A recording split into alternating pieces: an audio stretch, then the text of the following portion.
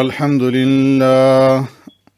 الحمد لله وكفى والصلاة والسلام على عباده الذين اصطفى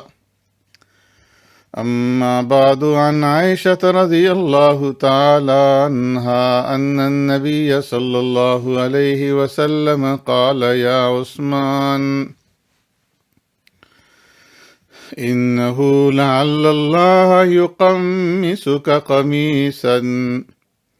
فإن أرادوك على خلعه فلا تخلعه لهم أو كما قال عليه الصلاة والسلام صدق رسول الله صلى الله عليه وسلم يا رب صل وسلم دائما أبدا على حبيبك خير الخلق كلهم هو الحبيب الذي ترجى شفاعته لكل هول من الأهوال مقتحم.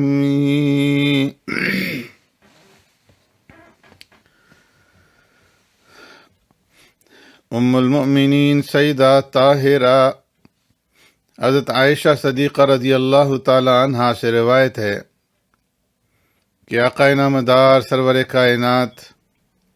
رحمت دو عالم صلی اللہ علیہ وسلم نے ارشاد فرمایا، اے عثمان،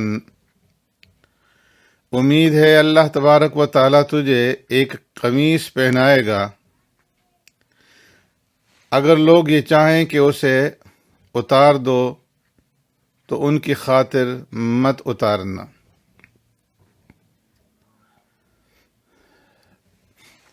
میرے معزز سامعین و ناظرین،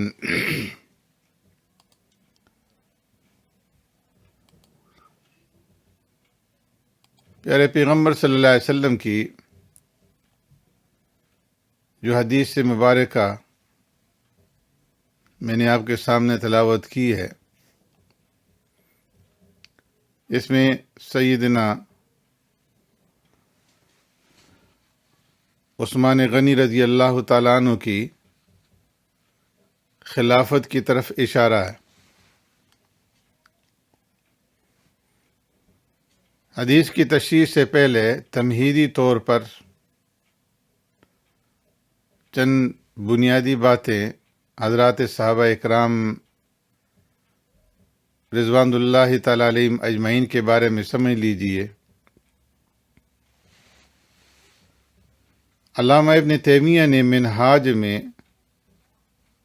اور علامہ ابن القیم رحمۃ اللہ تعالیٰ علیہ نے زاد المعاد میں، اور اسی طریقے سے تمام محدثین نے اصول حدیث میں اس بات کی تصریح کی ہے کہ اخبار و سیر کی سب روایتیں معتبر اور حجت نہیں، صرف وہی روایتیں معتبر ہیں جو سند کے لحاظ سے صحیح ہوں اور صحیح سند کے ساتھ ان کو بیان کیا جائے۔ بعض لوگ کہتے ہیں کہ پیارے پیغمبر صلی اللہ علیہ وسلم کے سوا کوئی بھی تنقید سے بالا تر نہیں ہے۔ اس کا مطلب یہ نہیں ہے کہ ہر کس و ناکس، ہر ایرا غیرہ نتھو خیرہ، ہر شخص کو کسی کے اوپر بھی تنقید کا حق حاصل ہے، بلکہ مطلب یہ ہے کہ اعلیٰ ادنا پر تنقید کر سکتا ہے۔ تنقید جو اعلیٰ درجے پر ہو وہ ادنا پر تنقید کر سکتا ہے، یا پھر اپنے مساوی پر، اپنے برابر پر تنقید کر سکتا ہے، ادنا کو اعلیٰ پر اور جاہل کو عالم پر، غیر مجتہد کو مجتہد پر، اور غیر صحابی کو صحابی پر تنقید کرنے کا حق حاصل نہیں ہے۔ یہ ایک اصول ہے۔ پھر دوسرا یہ کہ صحابی کو صحابی پر تنقید کا حق حاصل ہے، مگر وہاں پر بھی اول سند کو دیکھا جائے گا کہ روایت تنقید کی سند بھی صحیح ہے یا نہیں۔ پہلے سند کو دیکھا جائے گا، پھر یہ دیکھا جائے گا کہ جس صحابی پر تنقید کی گئی ہے اس نے اس تنقید کا کچھ جواب دیا ہے یا نہیں۔ اگر جواب دیا ہے تو تنقید کو رد کر دیا جائے گا، اور جواب نہیں دیا ہے تو دونوں صحابیوں کے درجات میں غور کیا جائے گا، نظر کی جائے گی کہ دونوں میں سے اعلیٰ اور افضل اور ارجح کون سا ہے۔ اگر ایک دوسرے سے افضل و ارجح ہے تو ادنا کی تنقید کو رد کر دیا جائے گا۔ اگر دونوں صحابی کا درجہ مساوی ہے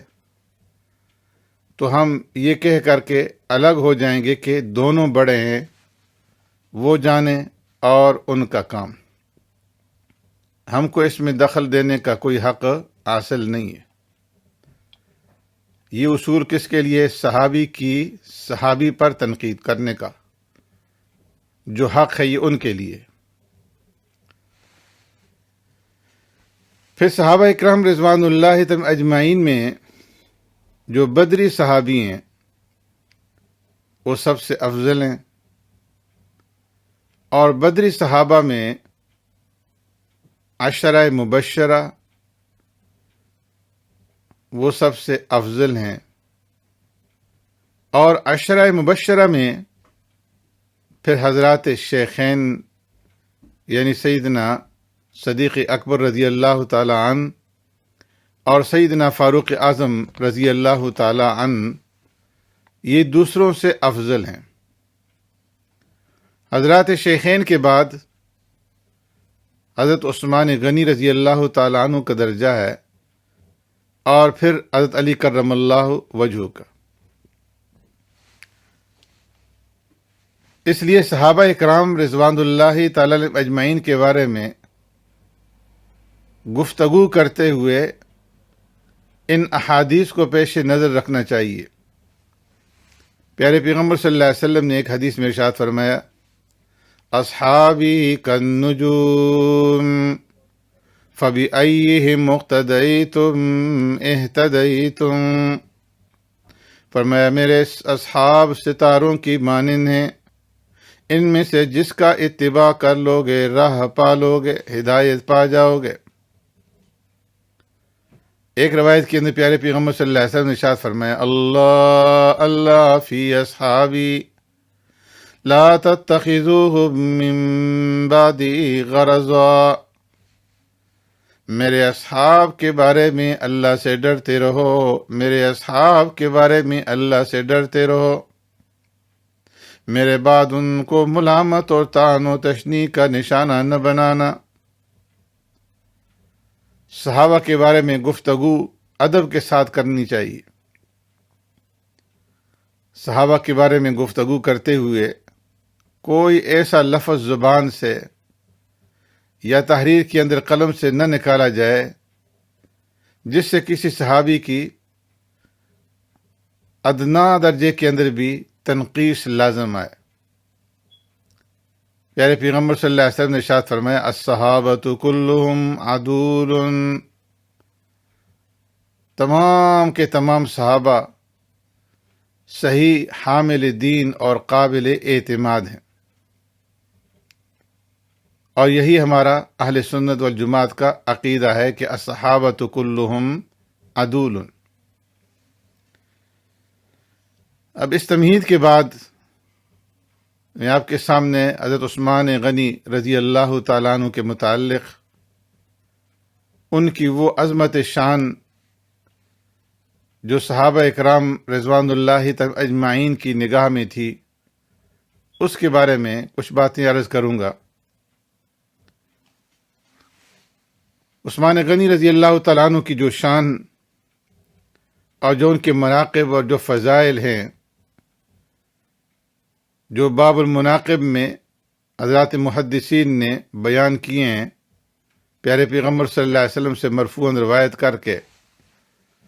وہ الگ سے ہیں، اور عثمان غنی رضی اللہ تعالیٰ عنہ کے وہ فضائل میں نے الگ ایک ویڈیو کے اندر امیر المؤمنین عثمان غنی رضی اللہ تعالیٰ عنہ کے فضائل اور مناقب کے عنوان سے بیان کر دیے ہیں، جس کو آپ سماعت فرما سکتے ہیں۔ ابن سعد نے ابو سلمہ بن عبد الرحمن سے روایت کیا ہے کہ جب سیدنا صدیق اکبر رضی اللہ تعالیٰ عنہ نے اپنی وفات کا وقت قریب دیکھا تو حضرت عمر رضی اللہ تعالیٰ عنہ کے بارے میں حضرات صحابہ اکرام رضوان اللہ تعالیٰ اجمعین سے مشورہ کیا۔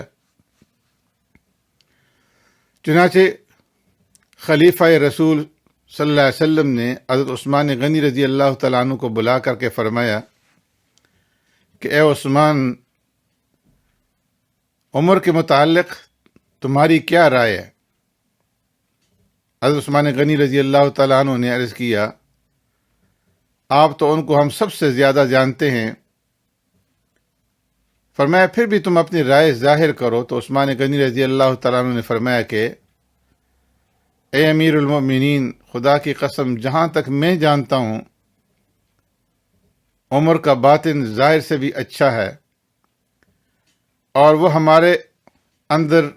ایسے ہیں کہ ان جیسا کوئی دوسرا نہیں ہے۔ صدیق اکبر رضی اللہ تعالیٰ عنہ نے فرمایا کہ اللہ تم پر رحم کرے، واللہ اگر میں عمر کو چھوڑ دیتا تو ان کے بعد تم کو نہ چھوڑتا۔ اس سے صاف معلوم ہوا کہ حضرت صدیق اکبر رضی اللہ تعالیٰ عنہ کے نزدیک حضرت عمر فاروق رضی اللہ تعالیٰ عنہ کے بعد حضرت عثمان غنی رضی اللہ تعالیٰ عنہ ہی خلافت کے لائق تھے۔ ایک روایت کے اندر حضرت عبداللہ بن عمر رضی اللہ تعالیٰ عنہ سے روایت ہے کہ جب حضرت صدیق اکبر رضی اللہ تعالیٰ عنہ کی وفات کا وقت قریب آیا تو حضرت عثمان غنی رضی اللہ تعالیٰ عنہ کو بلایا تاکہ اپنے بعد کسی کے لیے خلافت کی وصیت لکھوائیں۔ سیدنا صدیق اکبر رضی اللہ تعالیٰ عنہ نے وصیت نامہ کے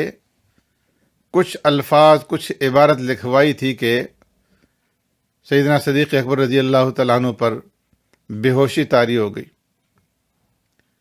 ابھی تک اپنے بعد خلافت کے لیے کسی کا نام نہیں لکھوایا تھا،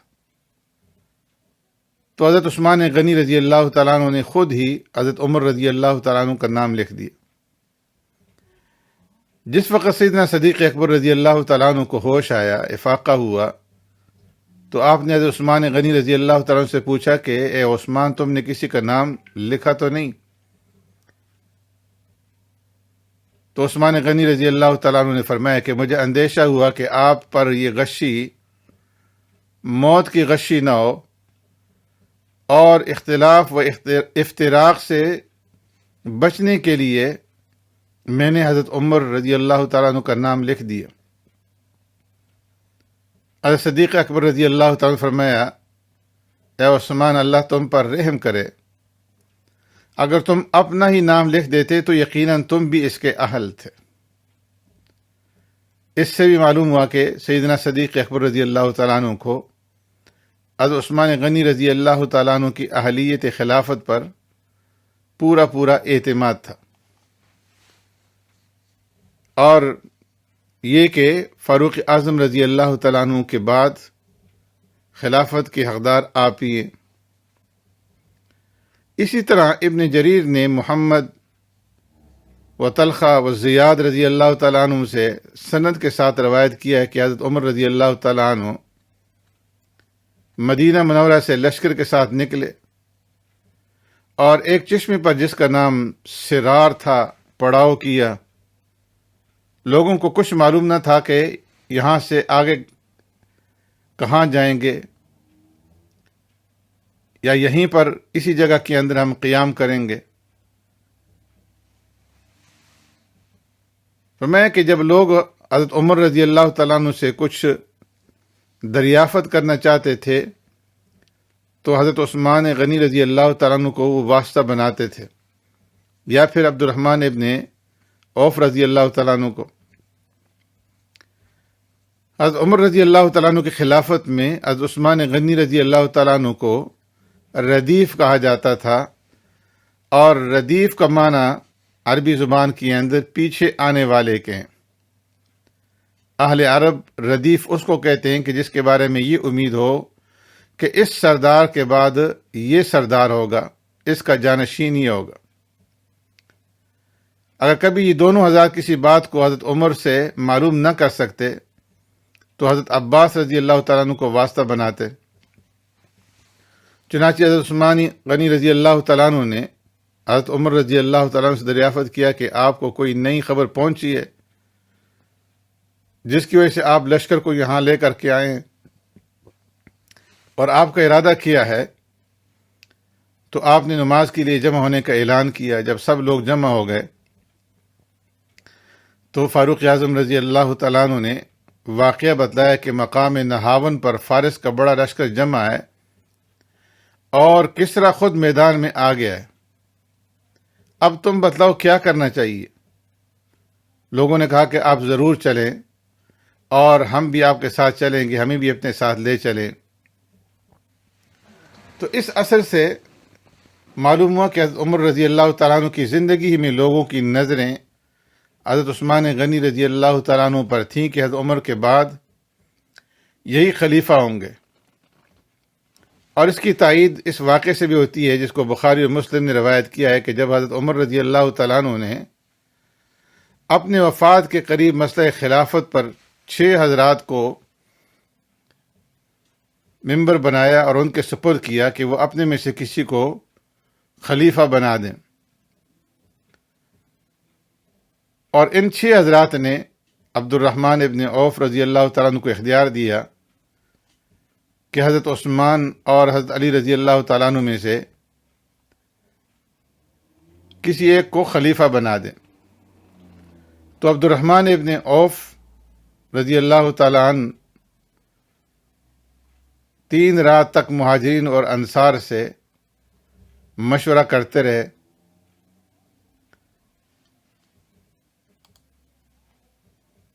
سیدنا فاروق اعظم رضی اللہ تعالیٰ عنہ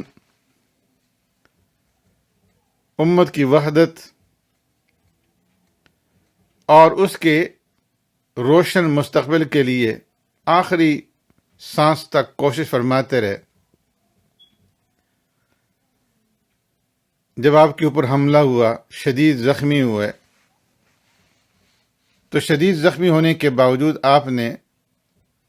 نئے خلیفہ کا انتخاب کا ایسا جدید طریقہ اپنایا جس کی پہلے کوئی مثال نہیں ملتی تھی۔ یہ سیدنا فاروق اعظم رضی اللہ تعالیٰ عنہ کی سیاسی بصیرت اور ان کی عقل و دانش اور ایک عظیم قائد ہونے کی سب سے بڑی بھاری دلیل تھی۔ پیارے پیغمبر صلی اللہ علیہ وسلم اس دنیا سے جب رخصت ہوئے تو آپ نے خلافت کے لیے کسی کو نامزد نہیں کیا۔ سیدنا ابوبکر صدیق رضی اللہ تعالیٰ عنہ فوت ہوئے تو انہوں نے جلیل القدر صحابہ اکرام کے مشورے کے بعد سیدنا فاروق اعظم رضی اللہ تعالیٰ عنہ کو نامزد کر دیا، اور سیدنا عمر رضی اللہ تعالیٰ عنہ جب آخری ایام میں زخمی ہو گئے تو آپ نے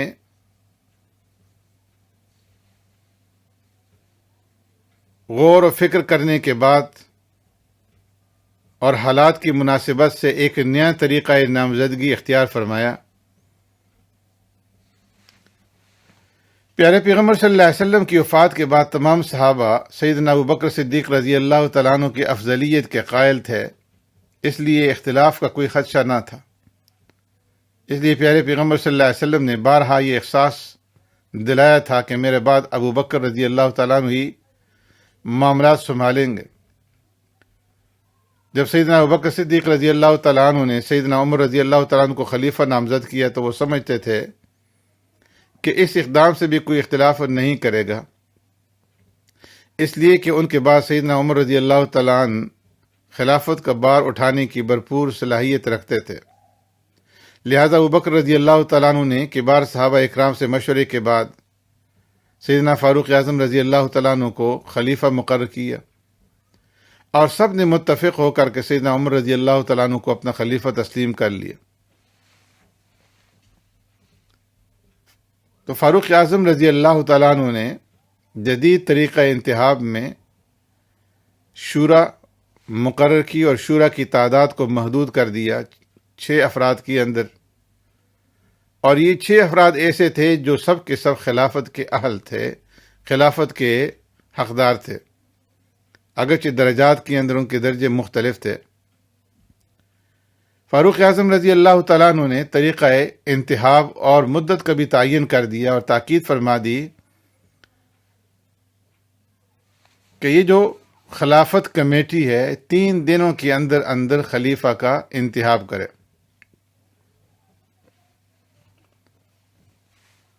ایک شخص کو اس انتخابی کمیٹی کا چیئرمین مقرر کر دیا اور تمام کے ووٹ برابر ہونے کی صورت میں مسئلے کا حل بتا دیا، اور خصوصی تاکید کی کہ انتخاب کے تمام معاملات مخفی رکھے جائیں اور جو شخص متفقہ فیصلے کی مخالفت کرے اسے سزا دی جائے، اور جو ارکان شورا ہیں ان کے علاوہ کسی اور شخص کو دخل اندازی یا سماعت کی قطعاً اجازت نہ دی جائے۔ سیدنا سعید ابن زید رضی اللہ تعالیٰ عنہ عشرہ مبشرہ میں تھے۔ حضرت عمر رضی اللہ تعالیٰ عنہ نے انہیں اپنے خاندان کا فرد ہونے کی وجہ سے اس کمیٹی کے اندر شامل نہیں کیا۔ اسی طرح سیدنا عمر رضی اللہ تعالیٰ عنہ کے باقی عزیز اقارب بھی نہایت قابل قدر اور خلافت کے اہل موجود تھے، لیکن آپ نے اپنے عزیز و اقارب میں سے کسی کو خلافت کے لیے نامزد نہیں کیا۔ آپ نے حکم دیا کہ کسی ایک گھر میں جمع ہو جائیں،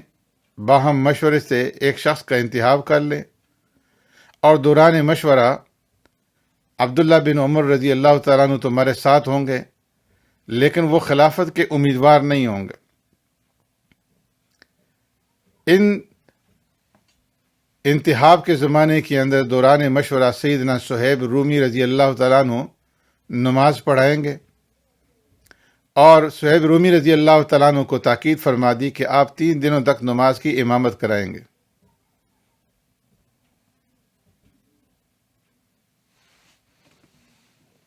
انتخابی عمل کے لیے سیدنا فاروق اعظم رضی اللہ تعالیٰ عنہ نے 3 دن کی مہلت دی، اور اس کی وجہ یہ تھی کہ اگر زیادہ وقت دیا جاتا تو اختلاف بڑھنے کا اندیشہ تھا۔ اس لیے انہیں تاکید کرتے ہوئے فرمایا کہ چوتھے روز لازماً کسی کو اپنا امیر جو ہے وہ چن لینا۔ سیدنا فاروق اعظم رضی اللہ تعالیٰ عنہ کی دنیا سے رحلت فرمانے کے بعد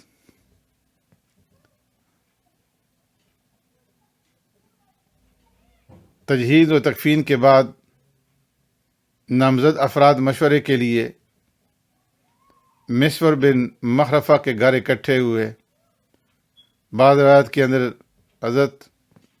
ام المؤمنین عائشہ صدیقہ رضی اللہ تعالیٰ عنہ کے یہاں اکٹھے ہوئے۔ طلحہ بن عبید اللہ نے عثمان بن عفان رضی اللہ تعالیٰ عنہ کے حق میں رائے دی۔ زبیر بن عوام رضی اللہ تعالیٰ عنہ نے علی بن ابی طالب رضی اللہ تعالیٰ عنہ کا نام لیا، اور سعد بن ابی وقاص رضی اللہ تعالیٰ عنہ نے عبد الرحمن بن عوف کے حق میں اپنی رائے کا اظہار کیا، لیکن انہوں نے اپنے نام واپس لے لیے۔ اس طرح حضرت عثمان غنی رضی اللہ تعالیٰ عنہ اور حضرت علی بن ابو طالب رضی اللہ تعالیٰ عنہ خلافت کے لیے میدان میں باقی رہ گئے۔ مجلس شورا نے اگرچہ انتخاب کا پورا اختیار حضرت عبد الرحمن بن عوف رضی اللہ تعالیٰ عنہ کو دے دیا تھا، لیکن انہوں نے تنہا اپنی رائے سے فیصلہ کرنا مناسب نہ سمجھا، اس لیے 3 رات تک تمام اہل حل و عقد اور اہل رائے سے فرداً اس بارے میں مشورہ لیتے رہے۔ اس وقت مدینہ منورہ میں تمام بلاد اسلامیہ کے امراء اور گورنر بھی موجود تھے، جو حج کے لیے آئے ہوئے تھے حضرت عمر رضی اللہ تعالیٰ عنہ کے ساتھ، جنہوں نے حج کیا تھا اور مدینہ منورہ میں اس وقت موجود تھے۔ ان میں سے امیر شام حضرت معاویہ رضی اللہ تعالیٰ عنہ اور امیر حمص حضرت عمر بن سعد رضی اللہ تعالیٰ عنہ۔ ان میں سے امیر شام حضرت معاویہ رضی اللہ تعالیٰ عنہ، امیر حمص حضرت عمر بن سعد رضی اللہ تعالیٰ عنہ، امیر کوفہ حضرت مغیرہ بن شعبہ رضی اللہ تعالیٰ عنہ، امیر بصرہ حضرت ابو موسیٰ اشعری رضی اللہ تعالیٰ عنہ، امیر مصر حضرت عمرو بن العاص رضی اللہ تعالیٰ عنہ، یہ حضرات موجود تھے۔ بخاری کی روایت کے اندر ہے فلما ولوا عبد الرحمن امرهم على الناس على عبد الرحمن يشاورونه تلك الليالي۔ مجلس شورا نے انتخاب کا اختیار عبد الرحمن ابن عوف رضی اللہ تعالیٰ عنہ کو دے دیا تو لوگ عبد الرحمن رضی اللہ تعالیٰ عنہ کی طرف متوجہ ہوئے اور کئی رات تک مشورے ہوتے رہے کہ کس کو خلیفہ بنایا جائے۔ دار قطنی کی روایت کے اندر ہے زاد الزبیدی فی روایت عن دار قطنی فی غرائب مالک عن الزہری لا یخلو بی رجل ذو رأی فیعدل بعثمان احد۔ امام مالک زہری سے روایت ہے کہ جو بھی ذی رائے رکھنے والا شخص حضرت عبد الرحمن ابن عوف رضی اللہ تعالیٰ عنہ سے خلوت اور تنہائی میں ملتا تھا تو وہ عثمان غنی رضی اللہ تعالیٰ عنہ کے برابر کسی کو نہیں قرار دیتا تھا۔ اور حافظ عسقلانی رحمۃ اللہ تعالیٰ علیہ فرماتے ہیں کہ مدائنی نے بخاری کی روایت میں اس قدر اضافہ کیا ہے کہ ان سعدا اشار علیہ بعثمان وانہ دار تلک اللیالی کلہا علی الصحابہ ومن واف المدینۃ من اشرف الناس لا یغلو برجل منہم الا امرہ بعثمان، کہ سعد بن ابی وقاص رضی اللہ تعالیٰ عنہ نے عبد الرحمن کو یہ مشورہ دیا کہ حضرت عثمان رضی اللہ تعالیٰ عنہ کو خلیفہ منتخب کر لینا۔ حضرت عبد الرحمن ابن عوف رضی اللہ تعالیٰ عنہ 3 رات تک اس بارے میں صحابہ اکرام سے مشورہ کرتے رہے، اور خصوصاً ان اکابر اور اشراف سے بھی جو حضرت عمر رضی اللہ تعالیٰ عنہ کے ساتھ اس وقت مدینہ آئے ہوئے تھے۔ جس شخص سے بھی خلوت کے اندر تنہائی کے اندر ملتے تو یہی مشورہ اور حکم دیتا کہ حضرت عثمان غنی رضی اللہ تعالیٰ عنہ کو خلیفہ مقرر کر دو۔ فرمایا 3 راتیں گزرنے کے بعد جب صبح ہوئی تو صبح کی نماز کے بعد حاضرین مسجد کے علاوہ مجلس شورا کے یہ 6 ارکان بھی، جن کو فاروق اعظم رضی اللہ تعالیٰ عنہ نے مشورہ کے لیے معین فرمایا تھا، یہ منبر نبوی کے قریب جمع ہو گئے۔ عبد الرحمن ابن عوف رضی اللہ تعالیٰ عنہ نے امرائے بلاد اسلامیہ اور دیگر اشراف اور ذی رائے مہاجرین اور انصار کو جو اس وقت موجود نہ تھے ان کو بلانے کے لیے آدمی کو بھیجا۔ فرمایا فلما اجتمعوا تشہد عبد الرحمن وفی روایت جلس عبد الرحمن علی المنبر ثم قال اما بعد یا علی انی قد نظرت فی امر الناس فلم ارہم یعدلون بعثمان فلا تجعلنا على نفسك من اختیاری بعثمان اے ملامتا۔ فقال عبد الرحمن مخاطبا بعثمان ابایعک على سنت اللہ وسنت رسولی والخلیفتین ابی بکر وعمر من بعدی۔ فقال عثمان نعم، فبايعوا عبد الرحمن فبايعه الناس والمهاجرون والانصار وامراء الاخبار والمسلمون۔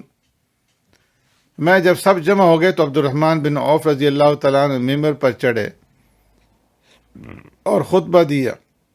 اور حمد و ثنا کے بعد کہا کہ اے علی رضی اللہ تعالیٰ عنہ، میں نے لوگوں کی رائے اور مشورہ میں نظر کی، کوئی شخص ایسا نہیں پایا کہ جو عثمان غنی رضی اللہ تعالیٰ عنہ کے برابر کسی کو سمجھتا ہو، یعنی سب انہی کو افضل اور احق بالخلافت سمجھتے ہیں، اس لیے میں عثمان کو خلیفہ مقرر کرتا ہوں۔ تم اس انتخاب کے بارے میں میری طرف سے کوئی خیال یا شکایت دل کے اندر نہ لانا، اس لیے کہ میں نے جو کچھ کیا وہ اپنی تنہا رائے سے نہیں کیا بلکہ سب کے اتفاق اور مشورے سے کیا۔ اس کے بعد عبد الرحمن رضی اللہ تعالیٰ عنہ نے حضرت عثمان غنی رضی اللہ تعالیٰ عنہ کو مخاطب کرتے ہوئے کہا کہ میں تم سے اس شرط پر خلافت کی بیعت کرنا چاہتا ہوں کہ تم اللہ اور اس کے رسول صلی اللہ علیہ وسلم کے طریقے پر چلو گے، اور اس کے بعد ابو بکر رضی اللہ تعالیٰ عنہ اور عمر رضی اللہ تعالیٰ عنہ کی طریقے کی پیروی کرو گے۔ عثمان غنی رضی اللہ تعالیٰ عنہ نے فرمایا کہ مجھے منظور ہے۔ اس اقرار کے بعد عثمان غنی رضی اللہ تعالیٰ عنہ کے ہاتھ پر عبد الرحمن ابن عوف رضی اللہ تعالیٰ عنہ نے بیعت کی، اور پھر تمام مہاجرین اور انصار اور بلاد اسلامیہ کے تمام امراء اور گورنروں نے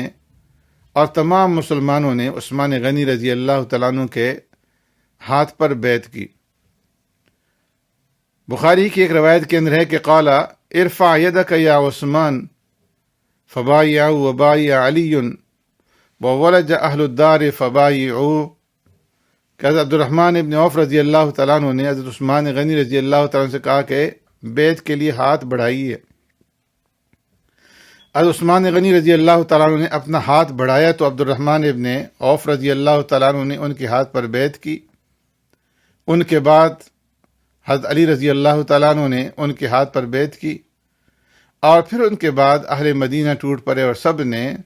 حضرت عثمان غنی رضی اللہ تعالیٰ عنہ کے ہاتھ پر بیعت کی۔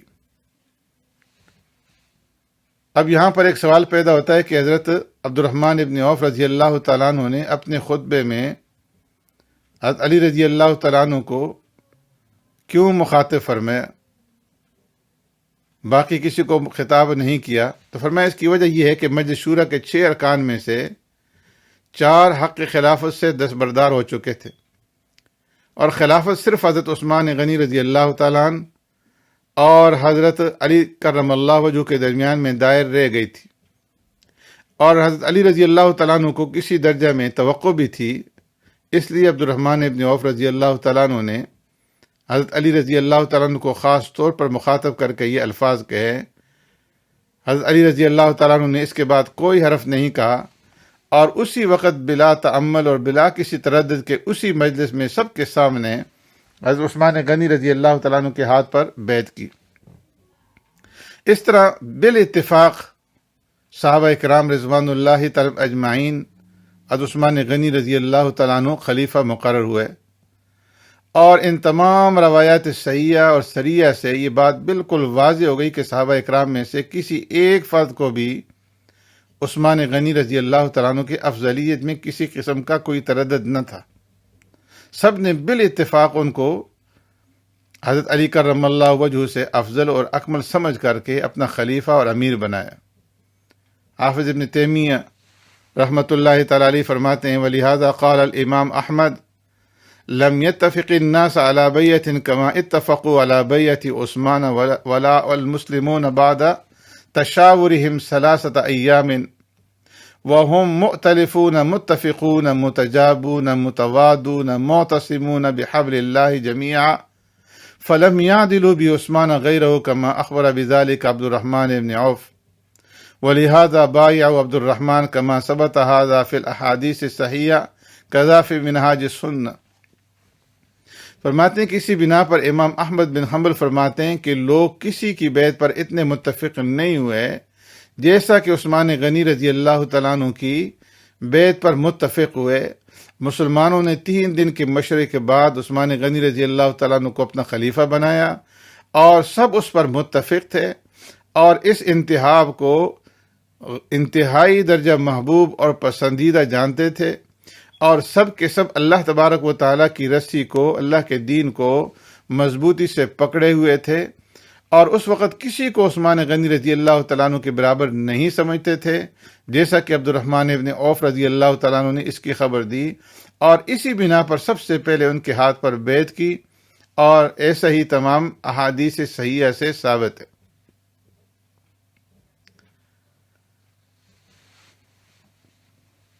بعض اہل علم جیسے علامہ تفتزانی رحمۃ اللہ تعالی علیہ، جن کو اس بارے میں تردد لاحق ہے کہ عثمان غنی رضی اللہ تعالیٰ عنہ اور حضرت علی رضی اللہ تعالیٰ عنہ میں باہم کون افضل ہے؟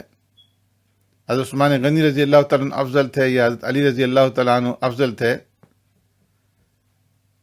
علماء فرماتے ہیں کہ ان کا تردد صحیح نہیں ہے، اس لیے کہ جن صحابہ اکرام نے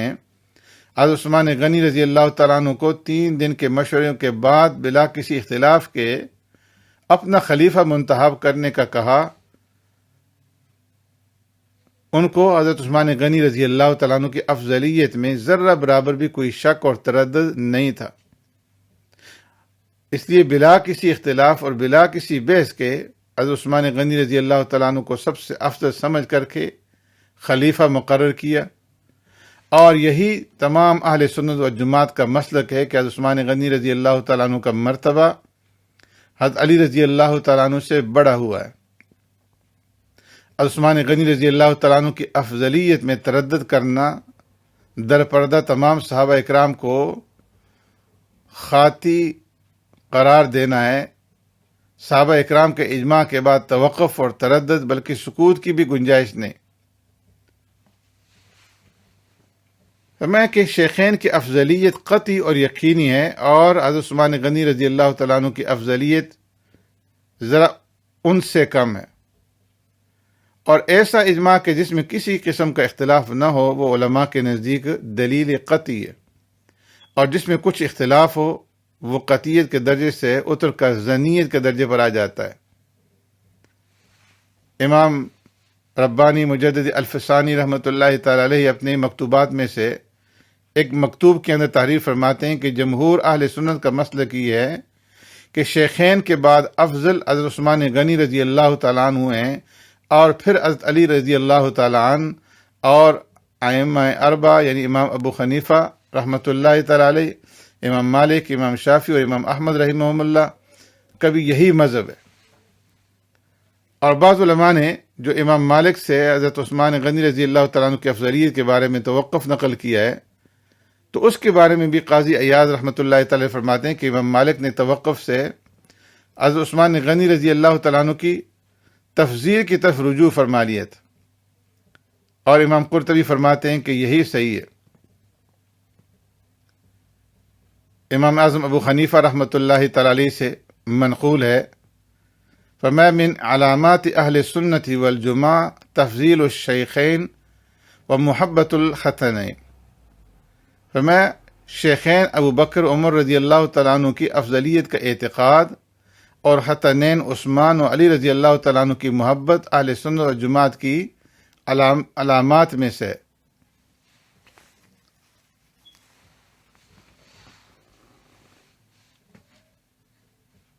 تو اس طریقے سے سیدنا عثمان غنی رضی اللہ تعالیٰ عنہ کو باجماع اہل حل و عقد بلا کسی تردد کے خلیفہ مقرر کیا گیا۔ پیارے پیغمبر صلی اللہ علیہ وسلم کی جو احادیث ہیں ان میں سے بعض روایات کے اندر بھی اس بات کی طرف اشارہ کیا گیا ہے کہ خلافت اسی ترتیب کے ساتھ ہوگی۔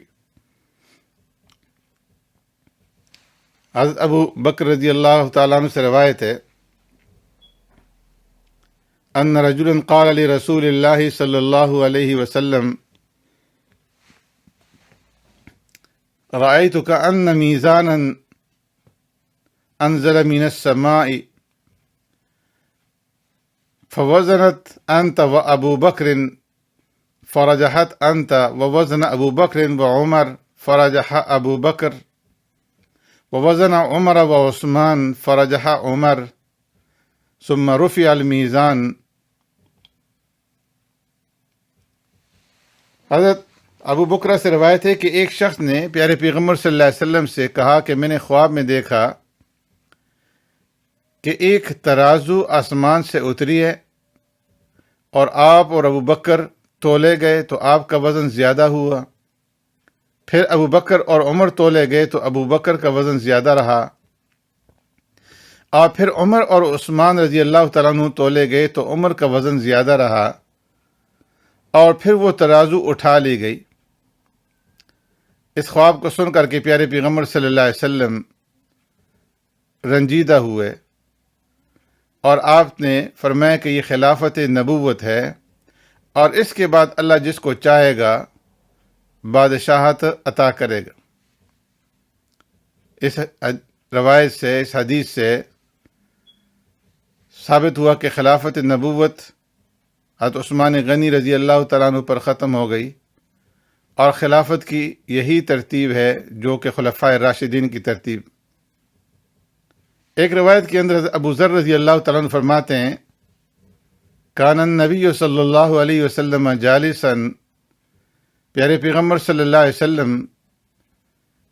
ایک مرتبہ تنہا بیٹھے ہوئے تھے کہ میں ان کے پاس پہنچا اور آپ کے پاس بیٹھ گیا۔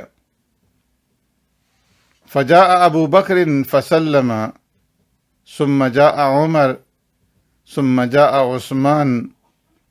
وبين يدي رسول الله صلى الله عليه وسلم 7 حصيات فوضعهن كفيه فسبحن حتى سمعت لهن حنينا كحنين النحل، ثم وضعهن في يد أبي بكر فسبحن حتى سمعت لهن حنينا كحنين النحل۔ فرماتے ہیں کہ پھر ابو بکر صدیق رضی اللہ تعالیٰ عنہ آئے اور وہ سلام کر کے بیٹھ گئے۔ پھر حضرت عمر رضی اللہ تعالیٰ عنہ آئے، اور پھر ان کے بعد حضرت عثمان غنی رضی اللہ تعالیٰ عنہ آئے اور سلام کر کے بیٹھ گئے۔ پیارے پیغمبر صلی اللہ علیہ وسلم کے سامنے 7 کنکریاں پڑی ہوئی تھی۔ فوضعہن فی کفیہ، آپ صلی اللہ علیہ وسلم نے ان 7 کنکریوں کو اپنی ہتھیلی پہ رکھا تو وہ کنکریاں تسبیح کی گنگناہٹ کرنے لگی، تسبیح پڑھنے لگی، اور ان کی تسبیح کی گنگناہٹ ہم نے ایسے سنی جیسے شہد کی مکھیوں کی آواز ہوتی ہے۔ پھر آپ نے ان کو اٹھا کر کے ابو بکر صدیق رضی اللہ تعالیٰ عنہ کے ہاتھ میں رکھا تو پھر بھی وہ تسبیح پڑھنے لگیں، یہاں تک کہ میں نے ان کی تسبیح کی آواز سنی جیسے شہد کی مکھیوں کی آواز ہوتی ہے۔ پھر پیارے پیغمبر صلی اللہ علیہ وسلم نے ان کو زمین پر رکھ دیا تو پھر وہ کنکریاں خاموش ہو گئیں۔ پھر آپ صلی اللہ علیہ وسلم نے ان کنکریوں کو اٹھا کر کے عمر کے ہاتھ پر رکھا تو فسبحن حتی سمعت لہن حنینا کحنین النحل، وہ کنکریاں پھر تسبیح پڑھنے لگی یہاں تک کہ میں نے ان کی تسبیح کی آواز سنی جیسے شہد کی مکھیوں کی آواز ہوتی ہے۔ ثم